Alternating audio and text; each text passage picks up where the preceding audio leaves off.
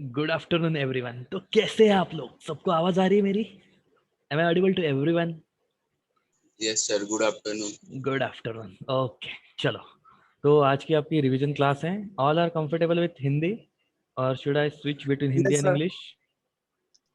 Okay fine, ठीक Yes, है। Okay, चलो। तो आज हम डिस्कस करने वाले हैं सिग्नल ट्रांसडक्शन के बारे में। ठीक है, आपने ये वर्ड मे भी पहली बार सुना होगा, सिग्नल ट्रांसडक्शन। सिग्नल आपको पता है, कुछ ना कुछ इंडिकेशन। ठीक है, ट्रांसडक्शन इसका क्या मीनिंग हो सकता है? मतलब ट्रांसफर और ट्रांसफॉर्मेशन, ट्रांसफर ऑफ इंफॉर्मेशन, ऐसा ही कुछ हो सकता है, right?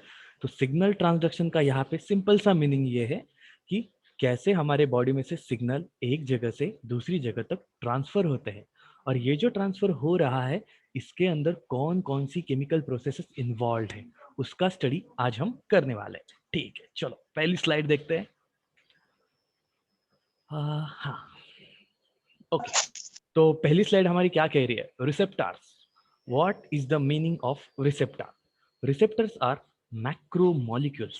Okay, what is the meaning of macromolecule? Molecule which having large size is known as macromolecule. Fine. So receptors are macromolecules having chemorrecognitive site.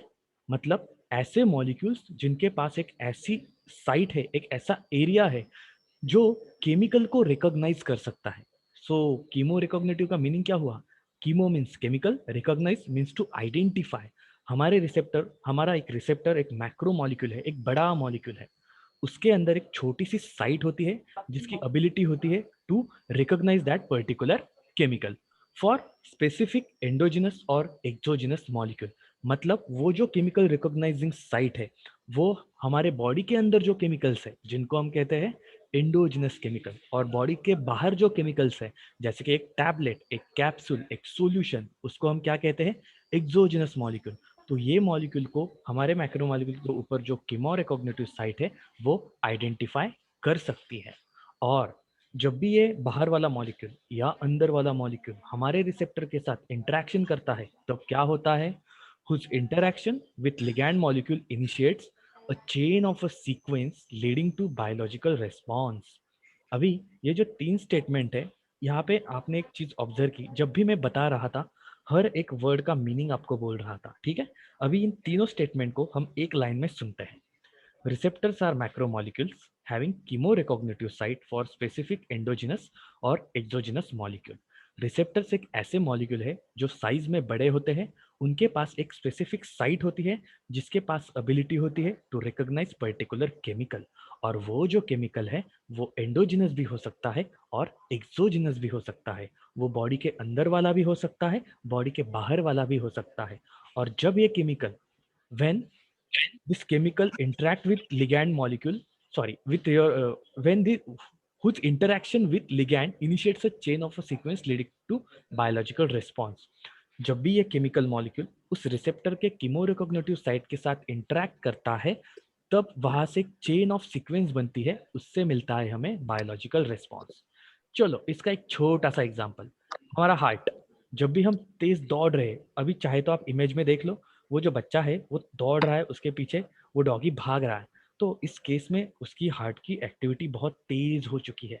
लेकिन ये तेज क्यों हो चुकी है? क्योंकि अगर उस बच्चे को भागना है तो एनर्जी की जरूरत होगी। एनर्जी चाहिए तो उतना ब्लड सर्कुलेशन ज्यादा करना पड़ेगा। ब्लड सर्कुलेशन क्यों ज्यादा करना पड़ेगा? क्योंकि ब्लड ही एक ऐसा इंग्रेडिएंट है वो आपको एनर्जी प्रोवाइड करता है in the form of oxygen and nutrients. That's why आपके हार्ट के ऊपर भी एक केमो रिकॉग्निटिव साइट होती है, उसके ऊपर हमारा एड्रेनालिन नाम का एंडोजिनस मॉलिक्यूल जो हमारी बॉडी बनाती है वो एक्ट करता है। उसकी वजह से हार्ट रेट आपका बढ़ जाता है और वहां से आपको अच्छा सर्कुलेशन मिलता है to get out of that situation. लेकिन अगर आप सो रहे हो तो क्या आपको हाई एनर्जी की जरूरत होती है? नहीं होती है। सो ऑटोमेटिकली उस केस में आपके हार्ट बीट नॉर्मल रहते हैं, ना कि तेज। सो ये होता है रिसेप्टर का फंक्शन कि बॉडी को क्या नीड है उसके अकॉर्डिंग बॉडी में चेंज करवाना। That is nothing but receptors. आपको ये स्लाइड क्लियर हो चुकी है या कुछ डाउट्स है?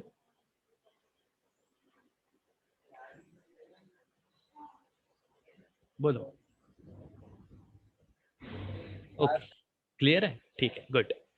चलो नेक्स्ट, अभी थोड़ा ग्राफिक्स के थ्रू समझ लेते हैं। एक है एड्रेनालिन मॉलिक्यूल, दूसरा है एसिटाइल कोलिन मॉलिक्यूल। ये दोनों मॉलिक्यूल हमारे हार्ट पे एक्ट करते हैं, लेकिन क्या आप मुझे बता सकते हो इनमें से कौन सा मॉलिक्यूल हार्ट बीट को तेज करता है और कौन सा मॉलिक्यूल हार्ट बीट को कम करता है? Which one? Adrenaline is a increase the heart rate and acetylcholine is decrease the heart rate. Perfect answer. Adrenaline आपके हार्ट रेट को बढ़ा देता है और एसिटाइल कोलिन आपके हार्ट रेट को कम कर देता है। लेकिन what is the value of your heart rate? कितना है आपका हार्ट रेट, कोई बता पाएगा? What is the meaning? सोचो, लगाओ दिमाग। ओके, 72 बीट्स पर मिनट ये हार्ट का रेट है या हार्ट का स्पीड है? बीट है। हार्ट का रेट है या स्पीड है? आपने बीट कहा, बीट का मैंने यहाँ पे कोई अनाउंसमेंट किया ही नहीं, बोलो तो। स्पीड। रेट, देखो जब भी हम ये रेट वर्ड यूज करते हैं ना, RATE, उसका मीनिंग होता है वो जो पर्टिकुलर क्वांटिटी है उसका पर्टिकुलर टाइम के साथ क्या को रिलेशनशिप है। तो मैंने क्वांटिटी क्या बताई? 72 beats with respect to time, 1 minute, एक मिनट में टोटल 72 बीट्स होते हैं। तो ये है आपका हार्ट रेट। तो एड्रेनालिन आपके हार्ट रेट को बढ़ा सकता है, 72 से भी आगे लेके जा सकता है। Acetyl choline in heart rate को कम कर सकता है, लेकिन कितना कम करेगा? जितनी बॉडी की नीड है उतना ही कम करेगा। अननेसेसरली 72 के नीचे गया तो क्या होगा? हार्ट की एक्टिविटी कम हो गई। जैसे ही हार्ट की एक्टिविटी कम हो जाएगी, ब्लड सर्कुलेशन कम होगा। ब्लड सर्कुलेशन कम हुआ, ऑक्सीजन और न्यूट्रिएंट का सप्लाई कम होगा। उससे क्या होगा? आपके बॉडी में एनर्जी नहीं रहेगी और आपको चक्कर आएगी, अल्टीमेटली आप गिर जाओगे। इसके उल्टा, आप बैठे हो लेकिन अचानक से आपके हार्ट बीट बढ़ गए, क्या होगा? अननेसेसरली बॉडी में एक्सेस ऑफ ब्लड फ्लो हो रहा है।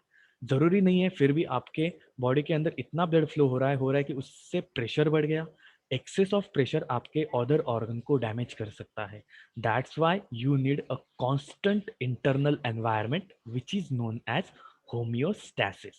अगर आपने इससे पहले मेरा basic introduction to human anatomy and physiology lecture देखा है तो उसमें मैंने कुछ एक चीज मेंशन की थी, endocrine system involved in maintaining of your homeostasis. And what is the meaning of homeostasis?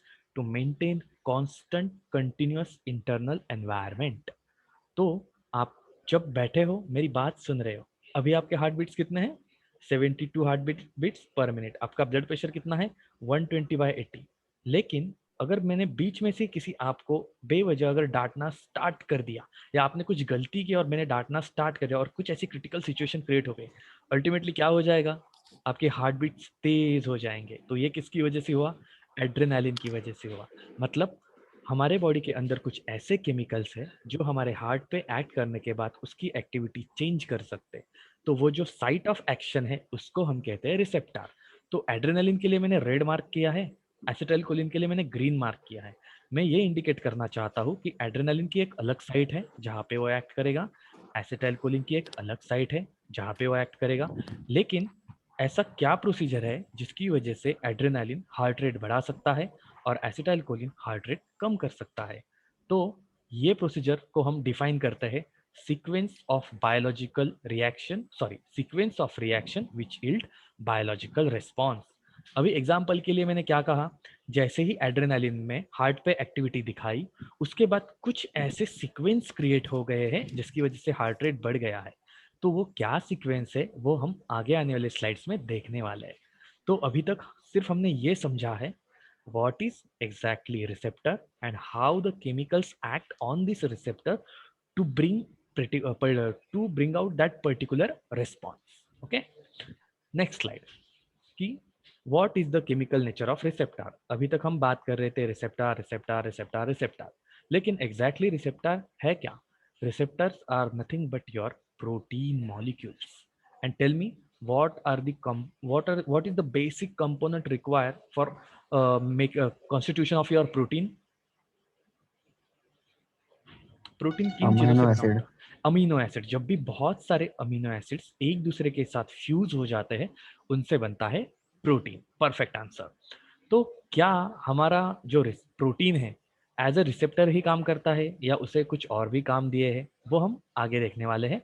तो यहाँ से हमें एक चीज समझ में आ गई, हमारा protein molecule as a receptor काम कर सकता है, उसके साथ उसको और भी काम दिए हैं। वो हमने जो इनिशियल लेक्चर था हमारा introduction to human anatomy and physiology, उसमें देखा था कि एक protein molecule as a carrier ion भी काम करता है, एज अ आयन चैनल भी काम करता है, as a cell identity mark काम करता है, एज अ एंजाइम काम करता है, as a linker mark linker करके काम करता है। वो हम आगे आने वाले सेक्शंस में देखने वाले हैं, ठीक है। इसमें से अभी एक कॉन्सेप्ट है, receptor also act, sorry, your protein molecule also acts as a receptor, ठीक है।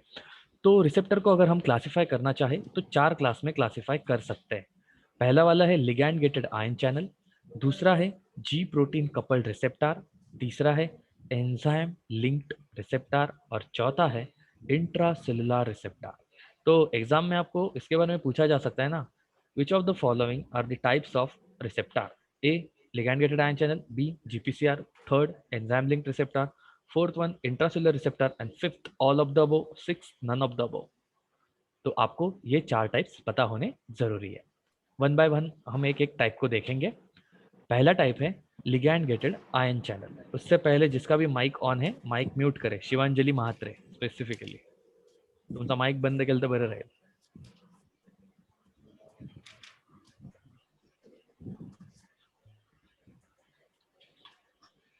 ऐकून समजणार नाही आहे ना शेवटी।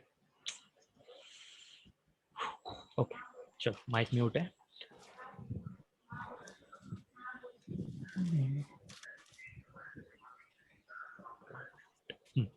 तो हम थे लिगैंड गेटेड आयन चैनल पे। तो ये है हमारा लिगैंड गेटेड आयन चैनल का स्ट्रक्चर। इसका टॉप व्यू देखो, open view and close view. इससे हमें क्या समझ में आता है, लिगैंड गेटेड आयन चैनल के पास 5 यूनिट्स होते हैं, अल्फा बीटा गामा डेल्टा।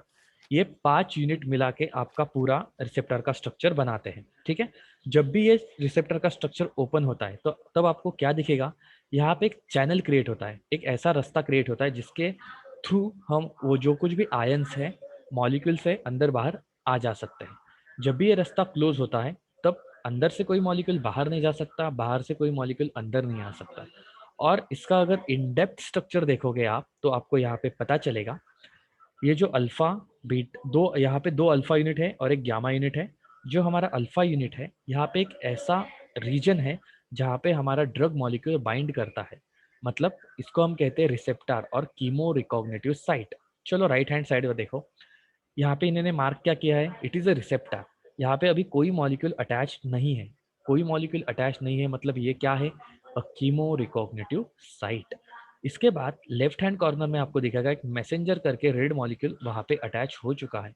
लेकिन मैसेंजर मॉलिक्यूल, रेड मॉलिक्यूल मतलब क्या, दिस इज योर एंडोजिनस और exogenous molecule which recognises this site and get attach to it. जैसे ये अटैच हो जाएगा ये इस प्रोटीन की जो फंक्शन अभी वहां पे चल रहा था उसको बदल देगा, either it will close the channel और open the channel. So this is the concept of your ligand gated ion channel. लेकिन इस वर्ड क्या क्या मीनिंग है, ligand gated ion channel? Ligand माने योर ड्रग मॉलिक्यूल, गेटेड माने आपका जो प्रोटीन चैनल है उसके ऊपर एक गेट है, अगर पर्टिकुलर की उसको अटैच की तभी वो गेट ओपन होगा, पर्टिकुलर की वहां से निकाल दी गेट फिर से क्लोज होगा। इसके लिए हम कहते हैं ligand gated ion channel. Next slide. अभी यहाँ पे थोड़ा जूम करके मैंने दिखाया है top view, open view, close view and respective structure. तो टोटल हमारे बॉडी में कितने टाइप्स के चैनल होते हैं? जो मोस्ट कॉमन है उसमें से एक है सोडियम चैनल, दूसरा है पोटेशियम, तीसरा है कैल्शियम और चौथा है क्लोराइड चैनल। तो आपके एग्जाम में ऐसा भी पूछा जा सकता है ना, how many type of channel present in your body and give the example. तो आंसर क्या लिखोगे, one is your sodium channel, दूसरा पोटेशियम, तीसरा कैल्शियम, चौथा क्लोराइड चैनल। लेकिन इनका नाम क्या इंडिकेट करता है? Sodium channel. Sodium channel indicate करता है उस चैनल के थ्रू सिर्फ सोडियम आयंस अंदर और बाहर आ या जा सकता है। Same it is applicable for potassium, calcium and chloride, कि वो पर्टिकुलर चैनल उन पर्टिकुलर आयंस के लिए ही मूवमेंट करता है, बाकी किसी आयंस के लिए वो एंट्री अलाउ नहीं करेगा, ठीक है। अभी हमने इतना देख लिया कि हमारे बॉडी में रिसेप्टर प्रेजेंट है, उसमें से रिसेप्टर के 4 टाइप है। उसमें से पहला रिसेप्टर हम अभी पढ़ रहे हैं जिसका नाम है आइनोट्रोपिक रिसेप्टर। उसके भी 4 टाइप है, सोडियम, पोटेशियम, क्लोराइड, कैल्शियम। लेकिन ये प्रेजेंट होते कहाँ पे बॉडी में, ये तो एक बड़ा वाला क्वेश्चन है ना, राइट। तो आपका जो न्यूरॉन है इसका एक सिंपल स्ट्रक्चर यहाँ पे मैंने दिखाया है। तो ये जो न्यूरॉन का जो डेंड्राइट पोर्शन है, जो हेयर लाइक स्ट्रक्चर है और ब्रांचेस है, वहां पे आपका आइनोट्रोपिक रिसेप्टर प्रेजेंट होता है। चलो इसका एक लाइव एग्जांपल, आप मेरी आवाज सुन रहे हो, ये भी आइनोट्रोपिक रिसेप्टर की वजह से ही पॉसिबल हो रहा है। आप स्क्रीन को देख रहे हो, ये भी आइनोट्रोपिक रिसेप्टर की वजह से ही हो रहा है। क्यों? क्योंकि आप स्क्रीन के सामने से जो लाइट आ रही है वो आपकी आंखों में जा रही है, आंखों में से वो लाइट आंखों के पीछे जो न्यूरॉन्स है उनके पास जा रही है, न्यूरॉन्स के ऊपर जो डेंड्राइट है उनके ऊपर जो आइनोट्रोपिक चैनल्स है वो इस लाइट को महसूस कर रहे हैं और वहां से रिस्पॉन्स जनरेट कर रहे हैं ताकि आप इमेज को देख सको। अभी आप कहोगे जिन पर्सन को दिखाई नहीं जाता उनके केस में क्या होता होगा, वहां पे एक ब्लाइंड स्पॉट होता है। मतलब आपका वो न्यूरॉन जो आपके ब्रेन से कनेक्टेड है उसमें कुछ ना कुछ डिफेक्ट होता है कि वो इस लाइट को महसूस ही नहीं कर पाता। क्यों? क्योंकि उसके डेंड्राइट के ऊपर जो चैनल है वो डीएक्टिवेटेड स्टेट में है, या उसमें कुछ ना कुछ जेनेटिक प्रॉब्लम है, या किसी एक्सीडेंट की वजह से वो खराब हो चुके हैं। तो ये पॉसिबिलिटी है, इसकी वजह से आप उन चैनल्स के थ्रू, उन रिसेप्टर्स के थ्रू इंफॉर्मेशन को महसूस नहीं कर पाते। तो यहाँ पे सबसे इंपॉर्टेंट रोल कौन प्ले कर रहा है? आपका नर्वस सिस्टम, जो आपको बाहरी इंफॉर्मेशन को महसूस करने के लिए मदद करता है। लेकिन उस नर्वस सिस्टम को भी मदद करने वाला जो कोई इंग्रेडिएंट है तो उसको हम कहते हैं रिसेप्टार्स। उसमें से पहला वाला रिसेप्टर हम देख रहे हैं जिसका नाम है ligand gated ion channel. Okay, यहाँ तक मैंने जो कुछ भी बातें कही है क्या आपको क्लियर है या कुछ क्लियर नहीं हुआ है तो पूछो।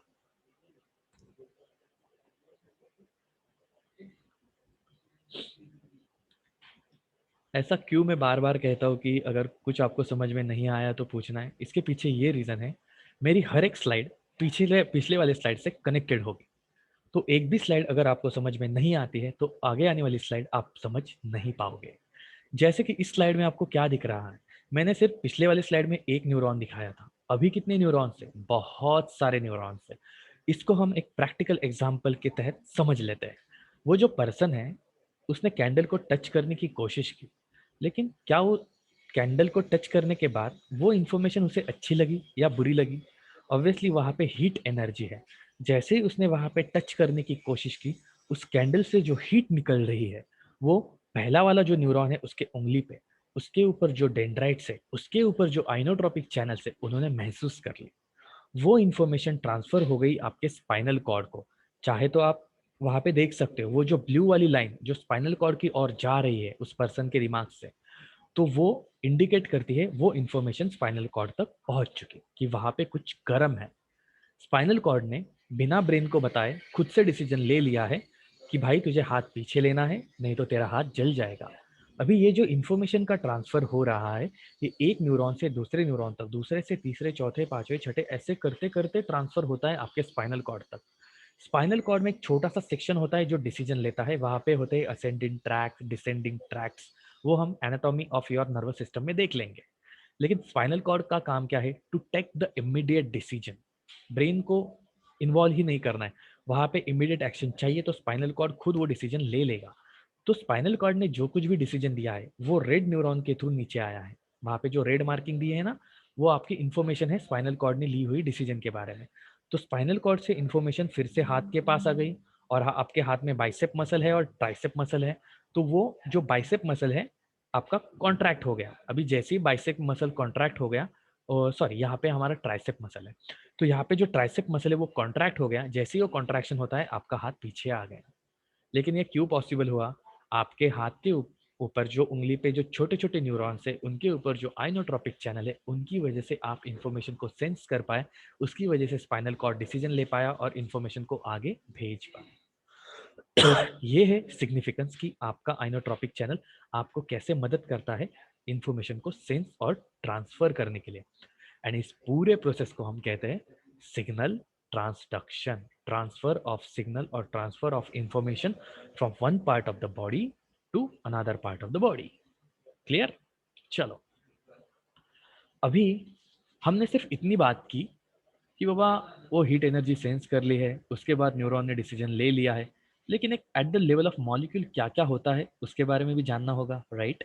तो इन चारों इमेज में से पहली इमेज वो देखो जहाँ पे इंसान ने उस कैंडल को टच किया। टच करने के बाद जो हीट एनर्जी निकल रही है वो उसके हाथ को टच कर रही है। टच करने के बाद उसके ऊपर वाली इमेज आपको क्या दिखाती है? There is a movement of positive and negative charge in and out of your neuronal cell. तो वो जो इंफॉर्मेशन हीट वाली उस न्यूरॉन ने ले ली है वो एक लोकेशन से दूसरे लोकेशन तक ट्रैवल करने के लिए वहाँ पे पॉजिटिव एंड नेगेटिव आयंस का इन एंड आउट मूवमेंट होना ज़रूरी है। तो ये जो इन एंड आउट मूवमेंट होता है ये कौन से चैनल की वजह से होता है? Sodium channel and potassium channel. यहाँ पे जो सोडियम चैनल है उससे पॉजिटिव चार्ज अंदर आता है और उसके साथ बाजू में एक पोटेशियम चैनल होता है, वहाँ से वो पॉजिटिव चार्ज बाहर जाता है। मतलब पॉजिटिव चार्ज का अंदर आना और पॉजिटिव चार्ज का बाहर जाना, ये जो मूवमेंट होती है इसकी वजह से आपकी इंफॉर्मेशन एक लोकेशन से दूसरे लोकेशन तक ट्रैवल कर पाती है। अभी लास्ट वाले न्यूरॉन में आपने कुछ अलग देखा, यहाँ पे कुछ है और यहाँ पे कुछ नहीं है। तो वैसा क्या है जो मैंने इन दोनों इमेजेस में डिफरेंस करके रखा है? बताओ। दोनों को मैं रैंडमाइज कर रहा हूँ, सोच के बताना। न्यूरॉन को देखो सिर्फ, ब्लू वाले। इस स्लाइड में है लेकिन इस स्लाइड में वो नहीं है।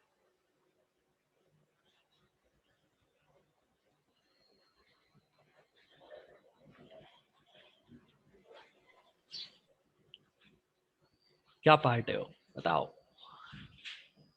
चलो इस स्लाइड को ध्यान से देखो, फिर हम उस स्लाइड पे जाएंगे और मिसिंग वाला पार्ट मुझे बताना है।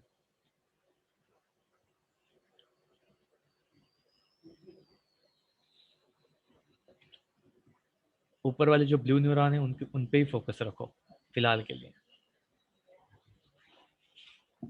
Axon terminal. एक्सॉन टर्मिनल, वो तो इस वाले न्यूरॉन में भी है और इस वाले भी न्यूरॉन में है। देखो ये ब्रांचेस।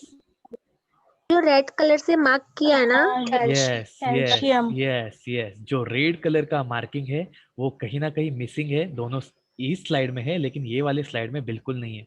तो वो है क्या? उसका आंसर हमें ढूंढना पड़ेगा, राइट? तो वो है आपका कैल्शियम चैनल। जब इंफॉर्मेशन ट्रांसफर हो रही थी तो उसका कोई एंड पॉइंट भी होना चाहिए ना, जहाँ से इंफॉर्मेशन रिलीज हो जाएगी। तो आपका जो कैल्शियम चैनल है वो लास्ट वाला चैनल होता है जो सोडियम चैनल से इंफॉर्मेशन ले लेता है और वो इंफॉर्मेशन लेने के बाद कैल्शियम चैनल ओपन हो जाता है और कैल्शियम आयंस अंदर आते हैं। कहाँ से अंदर आए? न्यूरॉन के वो पहले बाहर थे, बाहर से अंदर आ गए। कैल्शियम आयंस जैसे जैसे ही अंदर आते हैं तो आपने न्यूरॉन का स्ट्रक्चर 12th में देखा है। उसका जो एंड पॉइंट है वहाँ पे एक सिनेप्टिक बल्ब होता है, उसके अंदर बहुत सारा neurotransmitter in the form of vesicle store करके रखा हुआ होता है। जैसे ये कैल्शियम आयंस उन बल्ब्स के साथ रिएक्ट करते वो बल्ब्स फट जाते हैं। फटने के बाद उसके अंदर जो भी न्यूरोट्रांसमीटर है वो रिलीज हो जाता है और ये न्यूरोट्रांसमीटर उसके आगे वाला जो न्यूरॉन है उसके साथ इंटरेक्ट करता है, जिससे कि पहले वाले न्यूरॉन ने जो कुछ भी इंफॉर्मेशन सेंस की थी वो अभी ट्रांसफर हो चुकी है दूसरे वाले न्यूरॉन के पास। तो दूसरा वाला न्यूरॉन एक्टिवेट हो गया, वो भी फिर से आयंस का इन्फ्लक्स आउटफ्लक्स करेगा। ऐसे करते करते 1 2 3 4 5 6, तो आप यहाँ पे एक सीक्वेंस देख पाओगे। इंसान ने पहले टच किया, टच करने के बाद उसके हाथ का जो पहला वाला न्यूरॉन है उसने इंफॉर्मेशन ले ली। वो इंफॉर्मेशन उसके आगे आने वाले जो कुछ भी न्यूरॉन है उनको ट्रांसफर कर दी है। वो इंफॉर्मेशन ट्रैवल करते हुए कैल्शियम चैनल तक आ चुकी है। कैल्शियम चैनल की ओर जैसे ही वो इंफॉर्मेशन पहुंच जाती है, कैल्शियम आयंस अंदर आते हैं और इन सारे वेसिकल्स को तोड़ देते हैं। जैसे ये वेसिकल टूटता है इसमें से न्यूरोट्रांसमीटर रिलीज होता है और दूसरे वाले न्यूरॉन को एक्टिवेट करता है। अभी ये जो दूसरा वाला न्यूरॉन नीचे एक्टिवेट हो चुका है ये तीसरे वाले न्यूरॉन को एक्टिवेट करता है, चौथे, पांचवे, छठे, ऐसे करते करते आपके स्पाइनल कॉर्ड तक इंफॉर्मेशन जाती है कि कुछ तो गर्म चीज वहां पे है। फिर स्पाइनल कॉर्ड डिसीजन लेके एक रिवर्ट मैकेनिज्म देता है कि तुझे हाथ पीछे लेना है। फिर आपका ट्राइसेप मसल कॉन्ट्रैक्ट होके हाथ आपका पीछे आता है। तो इससे आपको क्या समझा? Inotropic receptors helps in your reflex action. अभी तक हमने जो कुछ भी देखा था ना, वो एक रिफ्लेक्स एक्शन का पार्ट था। रिफ्लेक्स एक्शन के बारे में आप जानते होंगे, उसमें कुछ एलिमेंट्स होते हैं, वो एलिमेंट एक साथ आके आपके पूरे एक्शन को कंट्रोल करते हैं। Sensory neuron, motor neuron, inter neuron, फिर उसमें अंदर आपका डॉर्सल हॉर्न, वेंट्रल हॉर्न, वो सारी चीज़ें आपने 12th में देख ली है। तो ऐसे कौन कौन से रिसेप्टर हमारे बॉडी में प्रेजेंट है जो इस टाइप से काम करते हैं? इनका एग्जाम्पल है गाबा रिसेप्टर, जिसके थ्रू क्लोराइड आयंस अंदर और बाहर आ जा सकते हैं। उसके बाद है 5-HT3 serotonin receptor.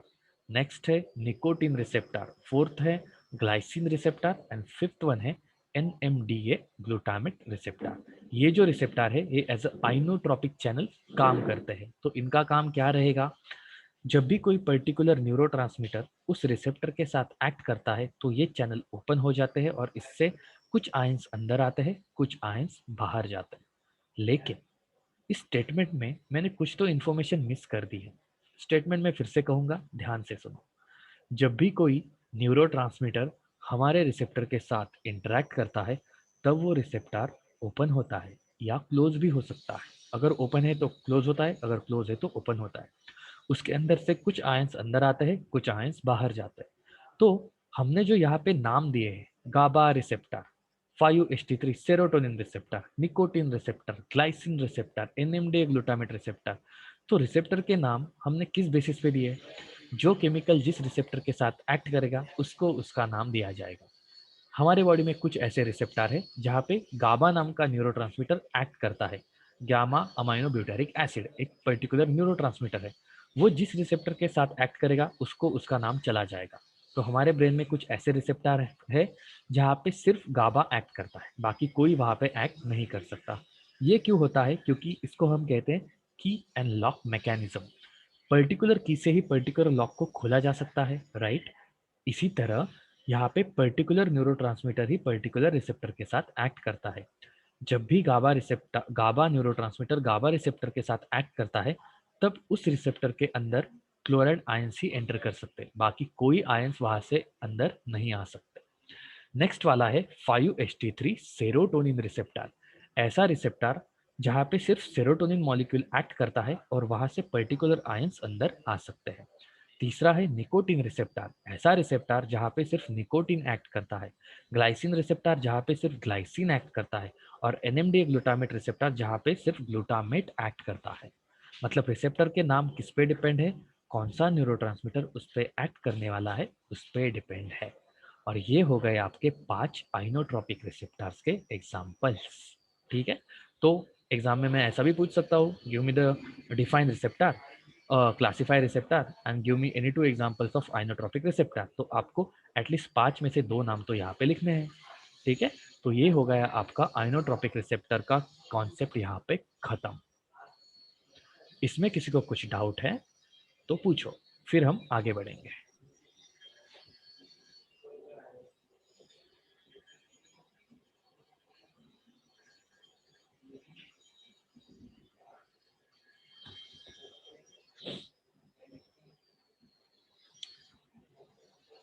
No doubt. Okay, next concept है न्यूरोट्रांसमीटर्स। अभी ये बीच में से कहाँ से आया? अभी बहुत देर से मैं बात कर रहा हूँ ना, रिसेप्टर के ऊपर पर्टिकुलर केमिकल एक्ट करता है तब भी जाके वो रिसेप्टर ओपन होगा, फिर वहाँ से कुछ आयंस अंदर आते हैं, कुछ आयंस बाहर जाते हैं, फिर हमें रिस्पॉन्स मिलता है। लेकिन ये न्यूरोट्रांसमीटर एग्जैक्टली क्या होता है? एक ऐसा केमिकल जो हमारी बॉडी खुद बनाती है, a endogenous chemical which acts as a signaling molecule that enable transfer of signal across a synapse from one neuron to another neuron or to a muscle or to a gland। ऐसा chemical जो information को transfer करने के लिए मदद करता है, एक न्यूरॉन से लेके दूसरे न्यूरॉन तक और एक सेल से लेके दूसरे सेल तक, स्पेसिफिकली एक न्यूरॉन से लेके मसल सेल तक या एक न्यूरॉन से लेके एक ग्लैंड सेल तक। इसमें न्यूरोट्रांसमीटर के 3 क्लासिफिकेशन होते हैं। एक्साइटेटरी न्यूरोट्रांसमीटर जो बॉडी को एक्साइट करेंगे, इनहिबिटरी न्यूरोट्रांसमीटर जो बॉडी को रिलैक्स कर देंगे, और तीसरा कैटेगरी ऐसा है जो खुद एक्साइट भी कर सकता है और इनहिबिट भी कर सकता है। अभी आप कहोगे एक केमिकल 2 फंक्शन कैसे कर सकता है? चलो आपको थोड़ा चौंकाने देने वाला एग्जाम्पल बताता हूँ। एड्रेनलिन हार्ट रेट को बढ़ाता है, करेक्ट?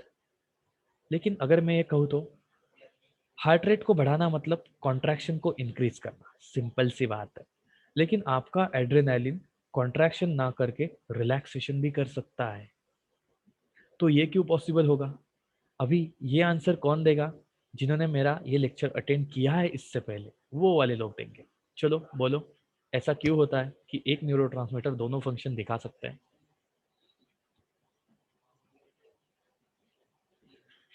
प्रेजेंटी मैक्सिमम 34। बाप रे, फर्स्ट ईयर बीफार्म, बीफार्म है। बोला, रेगुलर स्टूडेंट्स आवाज आनी चाहिए। एक न्यूरोट्रांसमीटर दो फंक्शन कैसे दिखाता है? इसके लिए हमने कुछ पाथवे देखे थे। कौन से पाथवे हो? पाणी दे.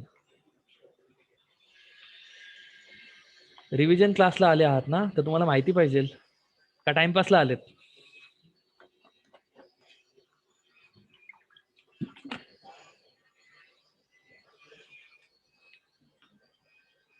बोला बोला, तोपर्यंत आपण पुढे नाही जाणार. नाही तर मी 5 वाजेपर्यंत क्लास एक्सटेंड करेन, नाही तर सरांची परमिशन आहे मला. बोलो, इनहिबिटरी एंड एक्साइटेटरी न्यूरोट्रांसमीटर, ये दो जो कॉन्सेप्ट हम देखते हैं, तो एक न्यूरोट्रांसमीटर दो फंक्शन किस बेसिस पे दिखाता है? हिंट भी देता हो, चलो हिंट दे देता हूं। जी प्रोटीन कपल रिसेप्टर, ये आपकी हिंट है।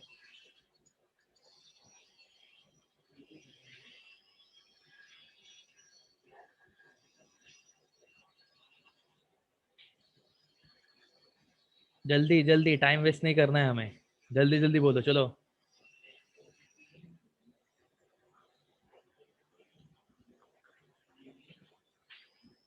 अच्छा अभी ऑप्शन देता हूँ, देखते हैं अभी आपके क्या हालत है फिलहाल के लिए पढ़ाई में। It acts by GS pathway, it acts by GI pathway, it acts by GQ pathway, all of the above, none of the अबो।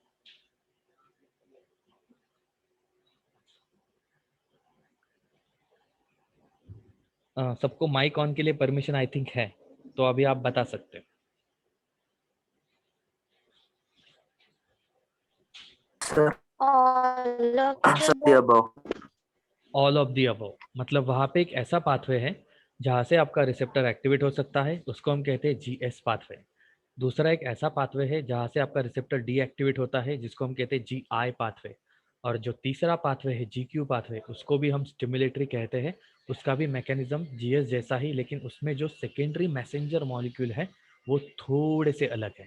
ठीक है, तो न्यूरोट्रांसमीटर हमारे पास 3 टाइप के हैं, excitatory, inhibitory and mix type. तो एक्साइटेटरी कौन से? जो हमारे ब्रेन को या हमारे सेल्स को सिर्फ और सिर्फ एक्साइट कर सकते हैं। अभी आप अगर पढ़ाई कर रहे हो, मैं कुछ आपको बता रहा हूँ, आप यहाँ कुछ सीखने के लिए आ रहे हैं, तो यहाँ पे आपके ब्रेन का एक रिसेप्टर एक्टिवेट होना जरूरी है, जिसका नाम है NMDA ग्लूटामेट रिसेप्टर। ये आपके ब्रेन सेल्स में होता है। अगर ये आपका एक्टिव फेज में अभी है, आप प्रेजेंट डे के लिए नहीं आए हो, तो ये आपका रिसेप्टर एक्टिव है, आप कुछ सीख रहे हो, मैं कुछ बता रहा हूँ इंपॉर्टेंट प्रैक्टिकल लाइफ से रिलेटेड, तो आप अगर सीख रहे हो तो ये रिसेप्टर आपका एक्टिवेटेड है। तो इस रिसेप्टर को एक्टिवेट करने के लिए कुछ न्यूरोट्रांसमीटर की जरूरत होती है। एक है उसमें से ग्लूटामेट, दूसरा है एस्पार्टेट। ये दो ऐसे न्यूरोट्रांसमीटर है जो आपके ब्रेन सेल को एक्साइट करते हैं, उन्हें और काम करने के लिए मोटिवेट करते हैं, और इसकी वजह से आपकी लर्निंग एंड मेमोरी पावर बढ़ जाती है। दूसरा है इनहिबिटरी न्यूरोट्रांसमीटर। ये आपके नर्वस सिस्टम को डिप्रेस कर देता है, आपको नींद आने के लिए मजबूर कर देता है। इसके एग्जाम्पल है गाबा, गामा अमाइनो ब्यूटारिक एसिड, और दूसरा है ग्लाइसिन। जब भी ये न्यूरोट्रांसमीटर उसके रिसेप्टर पे एक्ट करेंगे, तब जाके आपको नींद आनी बनती है। जैसे कि ग्लाइसिन रिसेप्टर का एग्जाम्पल ले लो। ग्लाइसिन और गाबा दोनों में एक कॉमन पॉइंट है, दोनों में से क्लोराइड आयन सेल के अंदर आते हैं। सेल माने योर न्यूरॉन। जब भी ये क्लोराइड आयन बहुत सारे न्यूरॉन के अंदर आएंगे, तो न्यूरॉन के अंदर कौन सा चार्ज ज्यादा हो जाएगा, पॉजिटिव या नेगेटिव? Which one? ठीक है, basic organic chemistry. Chloride molecule electrons को ज्यादा खींच सकता है या इलेक्ट्रॉन को डोनेट कर सकता है? सर अट्रैक्टिव करेगा खींच ना। सकता है।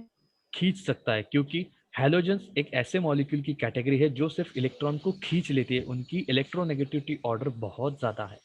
सो यहाँ पे जो क्लोराइड है वो तो हैलोजन है, और ये हम कैसे रिप्रेजेंट करते हैं, Cl माइनस। तो क्लोराइड आयंस अगर न्यूरॉन के अंदर आ जाएंगे तो सेल के अंदर नेगेटिव चार्ज ज़्यादा हो जाएगा, और बहुत देर के लिए अगर ये चैनल ओपन हुआ तो इतना चार्ज अंदर आ जाएगा कि आपका जो न्यूरॉन है वो पैरालाइज हो जाएगा, और पैरालाइज होने की वजह से वो एक जगह से इम्पल्स दूसरी जगह तक नहीं भेज पाएगा, and that state is nothing but sedation. आपको नींद आएगी। अगर मेरा लेक्चर आपको ऐसा लग रहा है कि आपको नींद आ रही है तो समझ लो आपका गाबा रिसेप्टर एक्टिवेट हो चुका है। लेकिन अगर मैं कुछ बता रहा हूँ और आप इंटरेस्ट से उसे सुन रहे हो तो समझ लो आपका गाबा रिसेप्टर अभी क्लोज्ड फेज में है। ठीक है, तो इस तरह से आपके आइनोट्रॉपिक रिसेप्टर आपके day to day activity manage करने के लिए आपको मदद करता है। और तीसरी कैटेगरी है some neurotransmitter acts as a inhibitory as well as excitatory, जैसे कि adrenaline, acetylcholine, dopamine, serotonin and histamine. ये ऐसे 5 केमिकल्स हैं जो आपको ड्यूअल इफेक्ट दिखा सकते हैं, एक्साइट भी कर सकते हैं और डिप्रेस भी कर सकते हैं। डिपेंड करता है वो कौन सा पाथवे फॉलो करेंगे, whether it is GS, GI और GQ। तो समरी में मैं इतना ही कहना चाहूँगा। आपके पास जो आइनोट्रॉपिक रिसेप्टर है उसमें से 5 मोस्ट कॉमन रिसेप्टर आपके बॉडी में प्रेजेंट है: GABA receptor, glycine receptor, serotonin receptor, NMDA glutamate receptor and nicotinic receptor. इन सब में से आप अगर दोनों पे फोकस करोगे, ग्लाइसिन और गाबा, इनके लिए कॉमन आयन है क्लोराइड आयन। इस आयन को ही वो अंदर आने देते हैं। बाकी के जो बचते हैं वो सोडियम को भी आने दे सकते हैं, पोटेशियम को भी आने दे सकते हैं, और कैल्शियम की एंट्री भी अलाउ करते हैं। तो ये थी आज की summary for inotropic receptor. Stay tune for ji protein couple receptor. अगर आपको इस लेक्चर में कुछ डाउट है तो पूछो।